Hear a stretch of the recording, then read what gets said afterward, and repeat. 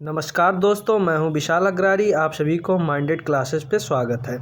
आज मैं आपको बताने जा रहा हूं UP board 2023 class 10th math question.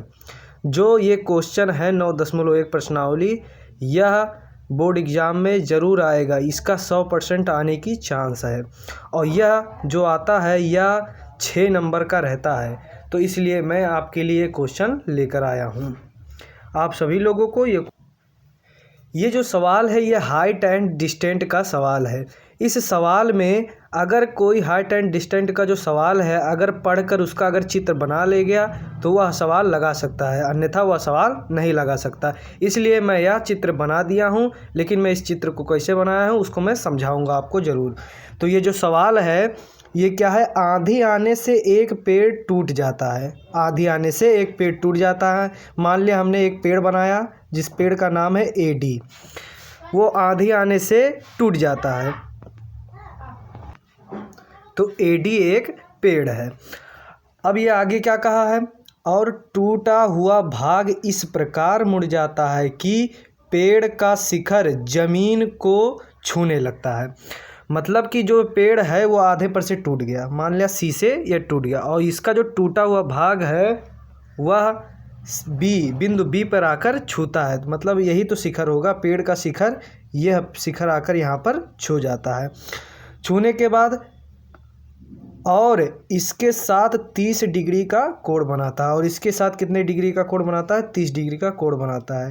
पेड़ के पाद बिंदु मतलब क्या? पेड़ का जो एकदम निचला बिंदु ए, पेड़ के पाद बिंदु की दूरी जहाँ पेड़ का शिखर जमीन को छूता है, मतलब बिंदु ए से बिंदु बी के बीच की दूरी कितना है? 8 मीटर है। तो पेड़ की ऊंचाई ज्ञात कीजिए। अब हमें पेड़ की ऊंचाई ज्ञात, तो हम मान लेते हैं कि माना पेड़ की ऊंचाई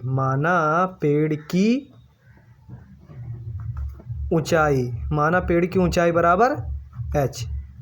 माना हम पेड़ की ऊंचाई बराबर h में है, ठीक है। हमने मान लिया कि मतलब AD की जो ऊंचाई है वह कितना है? h है। और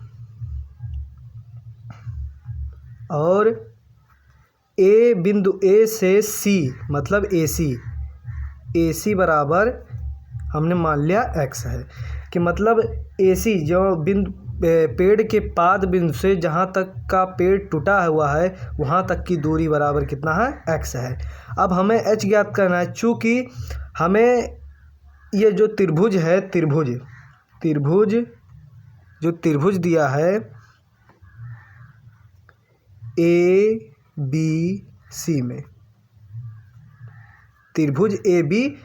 त्रिभुज ABC एक समकोण त्रिभुज है। तो हमें समकोण मतलब थीटा हमें 30 अंश दे दिया है। तो थीटा के सामने वाला जो भुजा होता है इसको हम क्या कहते हैं? लंब कहते हैं। तो हमारा लंब x है और आधार मतलब जो थीटा से नीचे की ओर सटा रहता है उसको हम आधार कहते हैं, और आधार हमें 8 मीटर दिया हुआ है।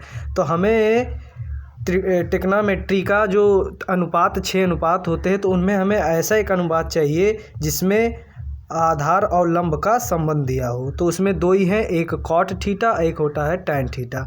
तो हम दोनों में से कोई भी यूज कर सकते हैं। तो हम क्या करेंगे? टैन थीटा को यूज करेंगे। तो टैन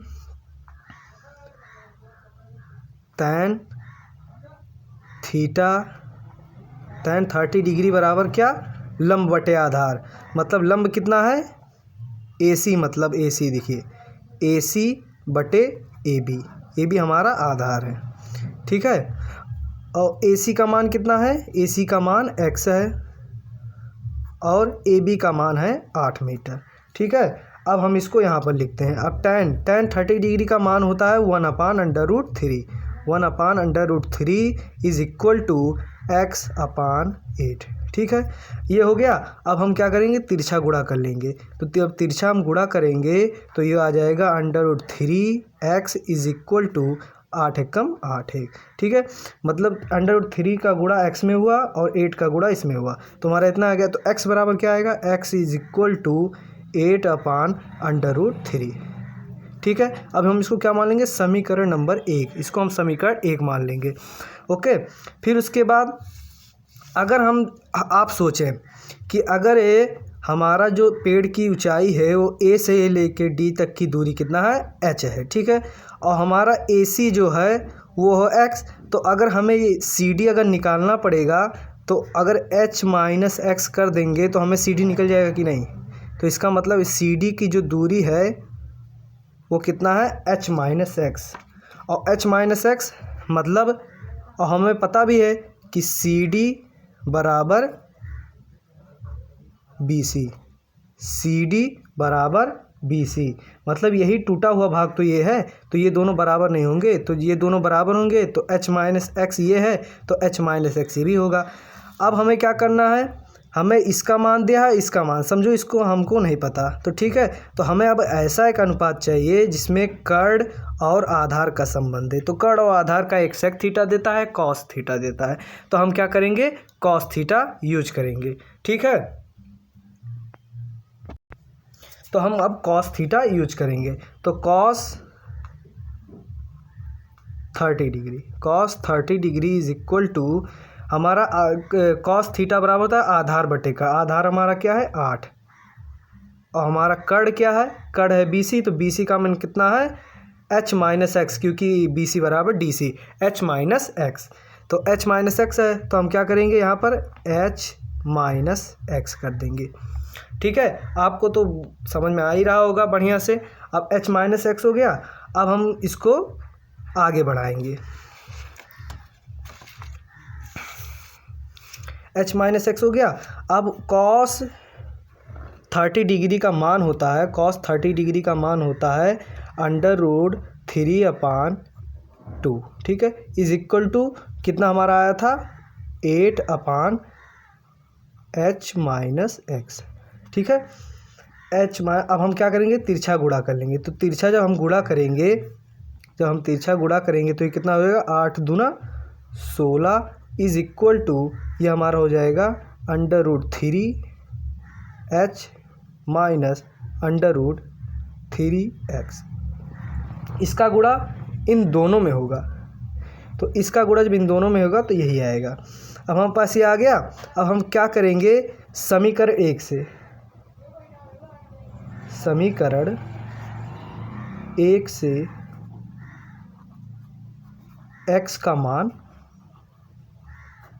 रखने पर, x का मान रखने पर, अब समीकरण 1 से हम x का मान रखेंगे तो हमारा जो समीकरण 1 है उसमें x का मान क्या है, समीकरण जो हमारा 1 है उसमें x का मान क्या है, 8/√3। अब इसको हम समीकरण उसमें रख देंगे, x का मान रख देंगे, तो इसमें हम समीकरण में रख देंगे, तो 16 is equal to √3h minus √3, x का मान क्या है, 8/√3, ठीक है। अब √3 से √3 को काट देंगे, √3 से √3 काट देंगे, फिर कितना बचेगा, 16 is equal to √3h minus 8, ठीक है। अब हम क्या करेंगे, √3h को हम यहाँ रोकेंगे और 8 को उधर भेज देंगे, तो हम जब उधर भेजेंगे तो 16 + 8 इज इक्वल टू √3h। अब हम पलट देंगे तो √3h इज इक्वल टू क्या हो जाएगा, 16 और 8 24, ठीक है। अब h बराबर क्या होगा, h इज इक्वल टू 24। अब ये √3 है, गुणे में था तो जब उधर जाएगा तो बटे में हो जाएगा, मतलब भाग में हो जाएगा, ठीक है। चूँकि हमें ये भी पता है कि कोई अगर अपरिमेय संख्या हर में हो तो उसे हर में नहीं रखने देना चाहिए अंडर रूट में, उसका हम परमेयीकरण कर देंगे। तो परमेयीकरण करने का मतलब क्या होता है, हर का जो हर होता है उससे हम अंश और हर में गुणा कर देंगे।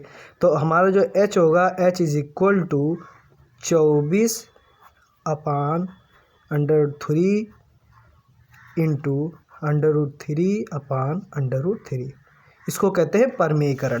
अब हम इसका जब परमेयीकरण कर देंगे तो अब गुणा होगा, तो h इज इक्वल टू 24 × 3, और अंडर रूट का जब अंडर रूट में गुणा होता है तो अंडर रूट हट जाता है, तो √3 से √3 में अगर गुणा होगा तो सिर्फ 3 बचेगा। अब जब 3 बचा, ऊपर 24, इसको काट दो, 3 × 1 = 3, 8 × 3 = 24, तो h इज इक्वल टू 8√3, इतना मीटर।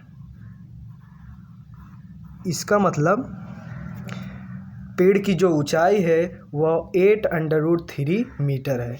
अगर आपको यह वीडियो अच्छी लगी तो लाइक कीजिए और शेयर कीजिए। Thank you. नमस्कार।